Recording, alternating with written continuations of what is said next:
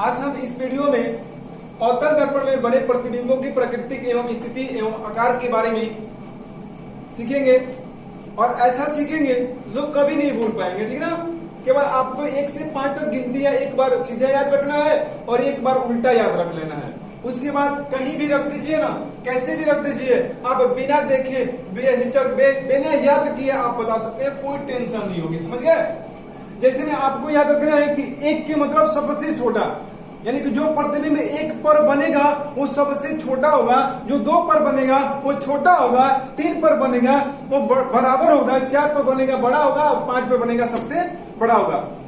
यानी कि याद रखना है एक इन संख्याओं में सबसे छोटा क्या है? 1 है तो 1 सबसे छोटा, सबसे बड़ा क्या है तो 5, सबसे बड़ा छोटा क्या है तो 2 है तो 2 पर छोटा बनेगा, और बड़ा क्या है 4 है तो 4 पे बड़ा बनेगा, और 9 बड़ा 9 छोटा वाले क्या है भैया, बीच वाले के एकदम बराबर वाले के है तो 3 है। याद रख लिए? तो आज ये इधर देख लीजिए, हम लोग F यानी कि आपको ये भी याद रखना है कि 1 के मतलब 1 यानी कि 1 के मतलब F, यानी कि 1 पर वस्तु रखेंगे तो अर्थात कि F पर वस्तु रख रहे हैं। कहाँ रख रहे हैं? 1 पर रख रहे हैं। 2 कहने के मतलब C और F हो गया, 2 कहने के मतलब C और F हो जाएगा। C कहने के मतलब 3 कहने का मतलब हो जाएगा C। ठीक है? यानी कि वस्तु को C पर रखा जा रहा है। 4 कहने का मतलब वस्तु को C और अनंत के बीच रखा जा रहा है। 5 कहने का मतलब वस्तु को अनंत पर रखा जा रहा है। समझ गए? इस प्रकार से आपको एक बार सीधा, यानी सीधा जो लिखा गया है इस पर वस्तु को रखा जाएगा, और उल्टा जो लिखा गया है इस पर वस्तु का प्रतिबिंब बनेगा। समझ गए? और एक बात याद रखिएगा कि अवतल दर्पण में एक स्थिति को छोड़ करके बाकी सभी अन्य स्थितियों में हमेशा काल्पनिक और सीधा प्रतिबिंब बनता है। एक स्थिति हुआ है P और F के बीच, यानी कि ध्रुव यानी कि पोल और फोकस के बीच जब वस्तु को रखी जाती है तो वस्तु का प्रतिबिंब काल्पनिक और सीधा बनता है, जो दर्पण के पीछे बनता है। अन्य सभी स्थितियों के लिए यह 5 तक गिनती बताया गया है। जैसे में मान लीजिए आप वस्तु को F पर रख रहे हैं, कहां पर रख रहे हैं? F पर, यानी कि 1 पर रख रहे हैं, यानी F पर रख रहे हैं, तो वस्तु का प्रतिबिंब कहां बनेगा? तो एक बात याद रखना है कि सबसे पहले तो हम कहेंगे कि वस्तु का प्रतिबिंब काल्पनिक और वास्तविक और उल्टा बनेगा। कहां बनेगा? तो 5 पे, यानी कि अनंत पर बनेगा, जो वस्तु से प्रतिबिंब जो होगा बहुत बड़ा होगा। क्या होगा? बहुत बड़ा होगा, यानी कि सबसे बड़ा होगा, यानी बहुत बड़ा भी कह सकते हैं, सबसे बड़ा भी कह सकते हैं, कोई दिक्कत नहीं है।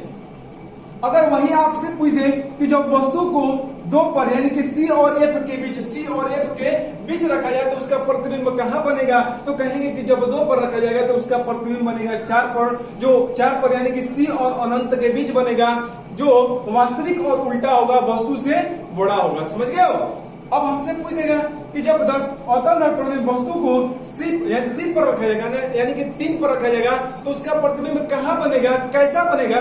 तो हम लोग कहेंगे भैया कि जब वस्तु को अवतल दर्पण में वस्तु को C पर रखते हैं, यानी वक्रता केंद्र C पर रखते हैं, तो उसका वास्तविक और उल्टा प्रतिबिंब जो वस्तु के बराबर होता है C पर ही बनता है। कहां बनता है? C पर रखेंगे, C पर बनेगा और वस्तु के बराबर बनेगा और वास्तविक और उल्टा होगा। ठीक ना? अब हमसे पूछेगा कि जब वस्तु को वक्रता केंद्र और अनंत के बीच रखा जाता है तो उसका देखिए नहीं, यहाँ पे गलत लिखा गया है, यहाँ पे C और F होना चाहिए। ठीक ना? अगर हमसे वही पूछ देगा कि जब वस्तु को वक्रता केंद्र C और अनंत के बीच रखा जाता है तो उसका प्रतिबिंब कहाँ बनेगा? यानी 4 पर रखे हैं तो भैया 2 पर बनेगा, तो 2 के मतलब यहाँ पे बताया गया है कि C और F के बीच बनेगा। समझ गए हो? कहेंगे कि जब वस्तु को अवतल दर्पण में वक्रता केंद्र C और अनंत के बीच रखा जाएगा तो उसका वास्तविक और उल्टा प्रतिबिंब C और F के बीच बनेगा, यानी कि वक्रता केंद्र C और फोकस दूरी और मुख्य फोकस F के बीच बनेगा, जो वस्तु से छोटा होगा। ठीक ना?